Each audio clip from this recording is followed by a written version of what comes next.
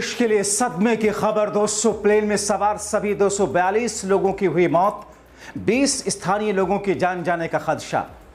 मगर किस कारण हुआ यह खतरनाक हादसा, आपके सामने एक एक करके खोलेंगे धागे। मोदी सरकार पर उठा सीधा सवाल।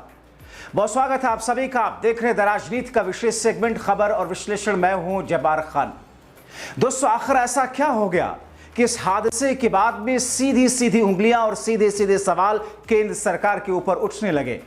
आखिर ऐसा क्यों कहा जा रहा कि सरकार ने अगर कुछ वर्ष पहले उन सवालों पर ध्यान दिया होता जो उठ रहे थे तो शायद इन जिंदगियों को बचाया जा सकता था। आखिर यह हादसा हुआ कैसे जिसने 242 लोगों की जानें एक झटके में ले ली जो उसमें सवार थे।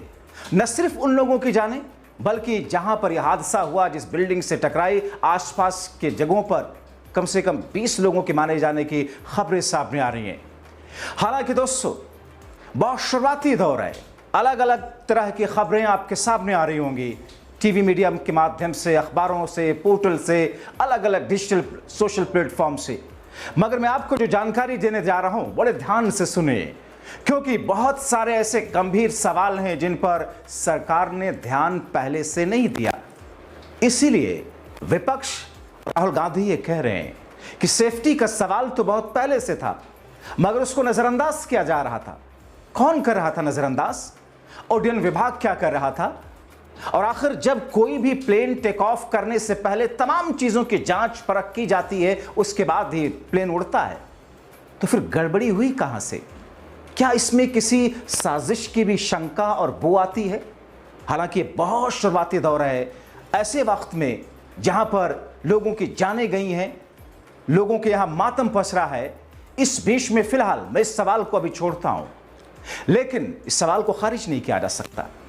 अभी बहुत शुरुआती दौर है, हादसे की जांच जिसमें ब्लैक बॉक्स मिलने के बाद में बहुत सारी चीजें स्पष्ट होंगी, क्योंकि वो ब्लैक बॉक्स जिसमें दो तरह की जानकारियां होती हैं। तो कॉकपिट के बीच जहां पर बातचीत पायलट को पायलट के दौरान के बीच में क्या बातचीत हुई, किस किस्म की आवाजें आई, और दूसरा प्लेन से रिलेटेड जो जानकारी है, कितनी ऊंचाई पर उड़ रहा था, कितनी स्पीड में था, क्या कुछ था, इस तरीके की दूसरी सारी जानकारियां ब्लैक बॉक्स में होती हैं, कैद होती हैं। इसीलिए ऐसे जब प्लेन क्रैश करते हैं तो फिर ब्लैक बॉक्स सबसे इंपॉर्टेंट होता है और इतना सॉलिड, ठोस, मजबूत होता है, करीब 1 महीने के भीतर भीतर भी अगर पानी में भी पड़ा रहे, डूबा रहे, तभी बीप की आवाज देता है।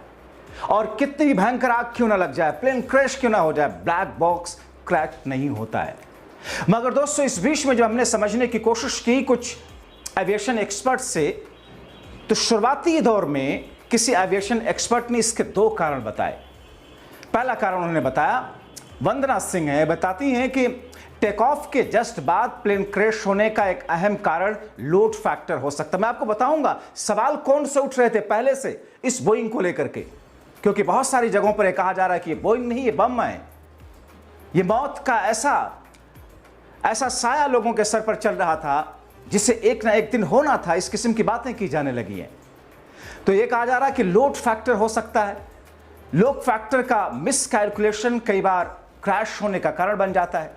लोड फैक्टर किसी भी विमान में रखे गए वजन का सही अनुपात होता है जो विमान की संरचना के आधार पर तय किया जाता है।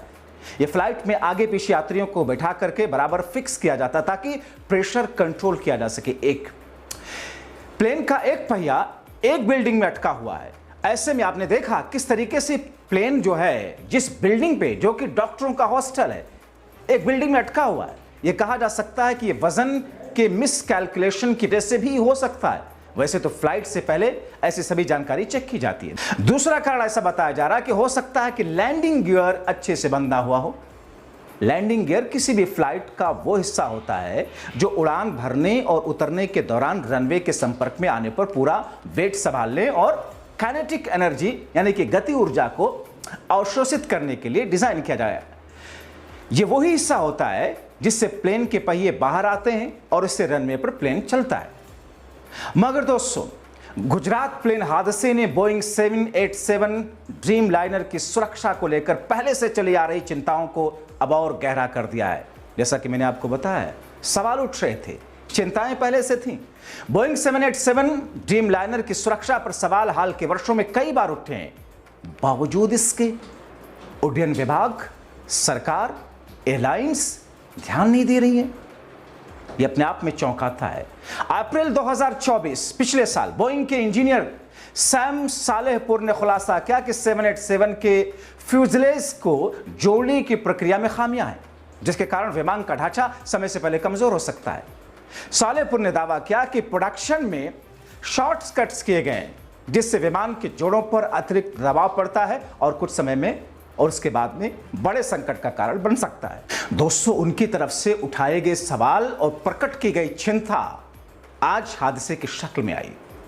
उन्होंने यह भी कहा कि बोइंग ने उनकी चिंता को नजरअंदाज किया और उन्हें 787 प्रोजेक्ट से हटा करके 777 प्रोजेक्ट में भेज दिया, यानी कि जानबूझ करके ऐसा किया गया।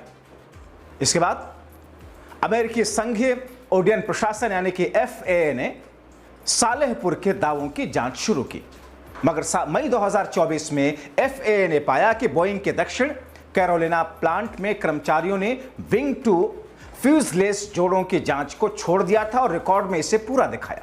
इस गलत बर्ताव को बोइंग ने स्वीकार भी कर लिया। अब आप सोचिए दोस्तों, जांच हुई, जांच में यह चीज पाई गई थी बावजूद इसके, लेकिन दावा किया कि यह तत्काल उड़ान सुरक्षा के लिए खतरा नहीं है। FAA ने बोइंग को बाकी बचे सभी 787 विभागों की और विमानों की दोबारा जांच करने और पहले से सेवा में मौजूद विमानों के लिए एक कार्य योजना तैयार करने का निर्देश दिया था। दोस्तों, बोइंग 787 ड्रीमलाइनर का इतिहास विवादों से भरा रहा। साल 2013 में बैटरी की समस्याओं, फ्यूल रिसाव, ब्रेक से संबंधित तकनीकी खामियों के कारण कई देशों ने इस विमान को अस्थायी रूप से ग्राउंड कर दिया था। साल 2021 में FAA ने उत्पादन में खामियों की वजह से 787 की डिलीवरी को 2022 तक रोक दिया था। हाल में ही मार्च 2024 में लैटम एयरलाइंस के एक 787 विमान में अचानक गोता लगाने की घटना ने 50 से अधिक यात्रियों को घायल कर दिया, जिस वजह से FAA ने पायलट सीटों की जांच के लिए आदेश जारी किया। बोइंग के दूसरे विमान की सुरक्षा को लेकर विवाद भी रहे। 2018 में लायन एयर फ्लाइट 610 2019 में इथियोपियन एयरलाइंस फ्लाइट 302 के हादसे, जिनमें कुल 346 लोगों की जानें गई, इसके बाद बोइंग के निर्माण प्रक्रिया कटघरे में रही। मार्च 2024 में न्यूयॉर्क टाइम्स ने रिपोर्ट किया कि बोइंग करीब 3 दर्जन ऑडिट में विफल रहा है। अब सोचिए दोस्तों, ये मैं नहीं कह रहा, साल 2024 पिछले साल की बात है, करीब 1 साल पहले की बात। न्यूयॉर्क टाइम्स जो लिखता है कि बोइंग करीब 3 दर्जन ऑडिट में विफल रहा है, इसके बावजूद चल रहा है। वहीं वॉल स्ट्रीट जर्नल की रिपोर्ट के मुताबिक उसी महीने अमेरिकी न्याय विभाग ने कंपनी के खिलाफ में आपराधिक जांच शुरू कर दी। इस दौरान बोइंग ने खुद यह जानकारी दी कि कुछ 787 ड्रीमलाइनर विमानों के पंखों और मुख्य ढांचे की जोड़ वाले हिस्सों में इलेक्ट्रिकल सुरक्षा जांच पूरी नहीं की गई हो सकती है।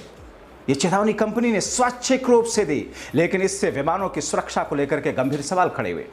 दोस्तों, बोइंग को लेकर के चिंताएं तब और बढ़ गई जब जनवरी 2024 में उड़ान भरने की कुछ ही देर बाद एक बोइंग 737 विमान का आपातकालीन दरवाजा उड़ गया अचानक। इस घटना के बाद कई विमानों को ग्राउंड कर दिया गया और प्रोडक्शन पर कड़ी निगरानी शुरू की गई। अहमदाबाद के हादसे में 787 ड्रीमलाइनर का एक बड़ा जो कि हादसा है, भारत में ATC और DGC अपने हिसाब से इसकी जांच करेंगे, लेकिन समय आ गया है पूरी दुनिया में जहां भी 787 ड्रीमलाइनर का इस्तेमाल हो रहा है, इसकी सुरक्षा ऑडिट फिर से होनी चाहिए, क्योंकि हादसे लगातार हो रहे हैं। जहां तक सवाल हादसे का है, तो नागरिक उड्डयन महानिदेशालय यानी कि DGCA के अनुसार विमान के पायलट ने टेक ऑफ के बाद अहमदाबाद एयर ट्रैफिक कंट्रोल यानी कि ACT को मेडे कॉल दी थी, लेकिन इसके बाद में विमान से ATC के कॉल्स का कोई जवाब नहीं मिला। मेडे यानी कि मेडे एक दरअसल आपातकालीन संदेश है जो कि विमानन या समुद्री क्षेत्र में इस्तेमाल होती है। इसका मतलब है विमान या जहाज बहुत बड़े खतरे में है और उसे तुरंत मदद की जरूरत है। यह शब्द, जैसा कि मैंने आपको पिछले शो में बताया था, कि एक फ्रेंच शब्द है, यानी कि मदद कीजिए। जब पायलट या कप्तान मेडे कहता है तो ये बताते हैं कि स्थिति बहुत गंभीर है, जैसे कि दुर्घटनाओं को खतरा या फिर जान का जोखिम हो। रिपोर्ट में DGCA के बयान के हवाले से कहा गया कि बोइंग 787-8 विमान ने 12 जून 2025 को 1:38 पर सरदार वल्लभ भाई पटेल अंतर्राष्ट्रीय हवाई अड्डे से रनवे 23 से उड़ान भरी और फौरन उसके बाद में विमान तेजी से ऊंचाई गोता खाता हुआ नजर आया। हवाई अड्डे के परिधि के बाहर मेघनीनगर क्षेत्र में दुर्घटनाग्रस्त हुआ। दुर्घटना स्थल से भारी काला धुआं उठा और उसके बाद में हंगामा मचा। जैसा कि आपको पहले बता चुका हूं कि विमान में कुल 242 लोग सवार थे, 2 पायलट, 10 कैबिन क्रू। विमान का नेतृत्व कैप्टन सुमित सब्रवाल कर रहे थे, मगर ये जानकारी हर शख्स की आंखें नम कर रही है कि विमान का कोई भी शख्स बचा नहीं। डीजीसीए ने अपने बयान में यह भी कहा कि 12 जून 2025 को एयर इंडिया का बोइंग 787 विमान BTANB फ्लाइट संख्या AI-171 के रूप में अहमदाबाद से गैटविक जा रहा था। ये टेक ऑफ के तुरंत बाद हादसे का जिस तरीके से शिकार हुआ, ऐसे में अगली सूचना तक सभी उड़ानों को सभी संचालन अस्थायी रूप से रद्द किए गए। इस बीच फ्लाइट में सफर करते समय कुछ जानकारी तो आपको भी रखनी चाहिए, कुछ सेफ्टी के मेजर। फ्लाइट के अंदर कमियां हैं, सवाल उठे, चिंताएं उठी, जांच हुई, पाई गई खामियां, बावजूद इसके चल रहा। लेकिन आप नागरिकों के लिए, हम सब के लिए कुछ एहतियाती कदम भी जरूर उठाने चाहिए। जैसे प्लेन में सफर करने वाले अगर आप हैं तो कभी भी अपने साथ में 27,000 mAh से बड़ा पावर बैंक लेकर सफर ना करें, ऐसा कहा जाता है, बताया जाता है।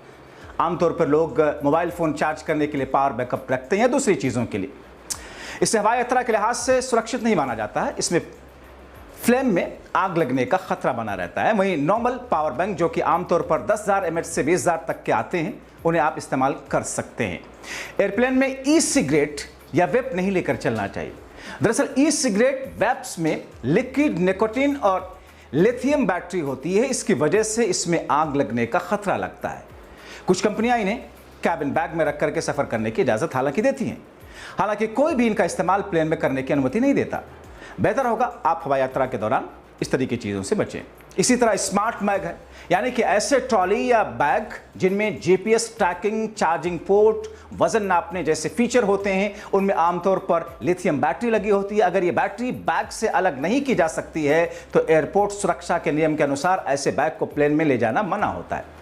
ऐसा इसलिए भी क्योंकि बैग को चेक इन लगेज में रखने पर बैटरी से अलग आग लगने का खतरा होता है। अगर बैग की बैटरी को बैग से अलग किया जा सकता है तो इसे निकाल करके कैबिन में साथ ले जाया जा सकता है। और ऐसे में यात्रा से पहले एयरलाइंस की पॉलिसी जरूर पढ़ लेनी चाहिए। यह ऐसे एहतियाती कदम है जिससे सबको राहत मिलती है, अमल में लाना चाहिए। इस बीच में दोस्तों, गुजरात प्लेन हादसे से जुड़ी जानकारी, यात्रियों की पूछताछ सहायता के लिए अहमदाबाद एयरपोर्ट पर एक समर्पित हेल्पलाइन नंबर भी जारी किया गया है। आप दोबारा इसको सुन लीजिए, पॉज करके 9974111327, यानी कि 9974111327, जिस पर आप कॉल कर सकते हैं, पता कर सकते हैं इससे जुड़ी हुई चीज़ें। अगर आपसे कोई रिश्तेदार जानने वाले रहे तो उनके बारे में पूछ सकते हैं। सरदार वल्लभ भाई पटेल अंतर्राष्ट्रीय हवाई अड्डा अहमदाबाद अब सीमित उड़ानों के साथ में चालू भी कर दिया गया। मगर दोस्तों, इस बीच में हालांकि चूंकि प्रतिक्रियाएं बहुत सारी आ रही हैं, प्रधानमंत्री नरेंद्र मोदी से लेकर, क्योंकि इनका खुद गिरिराज गुजरात है, अमित शाह से लेकर के नेता विपक्ष राहुल गांधी से लेकर के हर कोई अपनी प्रतिक्रियाएं, संवेदना प्रकट कर रहा है। राहुल गांधी ने कहा कि अहमदाबाद एयर इंडिया दुर्घटना दिल दहलाने वाली है। यात्रियों और चालक दल के परिवारों को जो दर्द और चिंता है वो अकल्पनीय है।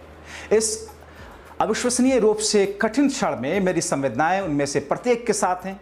प्रशासन की ओर से तत्काल बचाव राहत प्रयास महत्वपूर्ण है। हर जीवन मायने रखता है, हर सेकंड मायने रखता है। कांग्रेस कार्यकर्ताओं को जमीन पर मदद करने के लिए संभव प्रयास करना चाहिए। यानी कि राहुल गांधी ने अपने लोगों से, अपनी पार्टी के लोगों, कार्यकर्ताओं से आह्वान किया है, जहां तक हो सके वहां पर जो गुजरात के हैं पहुंच करके मदद करें। मगर दोस्तों, इन तमाम चीजों के बीच में इस बोइंग 787 को लेकर के जो सवाल उठ रहे थे, जो चिंताएं पहले से जाहिर की जा रही थी, और इस बार जो 2 कारण शुरू में मैंने आपको बताए, इन सब चीजों पर हालांकि जांच भी होगी। उस ब्लैक बॉक्स से क्या चीजें सामने आती हैं उसके बुनियाद पर भी जांच होगी। लेकिन कहीं ना कहीं उंगली, क्वेश्चन मार्क सरकार के ऊपर उठ रहे हैं, लग रहे हैं। क्योंकि अगर चिंताएं प्रकट की जा रही थी, अगर सवाल उठ रहे थे, तो सरकार ने ध्यान क्यों नहीं दिया? आपकी क्या राय है? अपने राय कमेंट बॉक्स में जरूर लिखें। अभी के लिए इतना ही, बहुत शुक्रिया।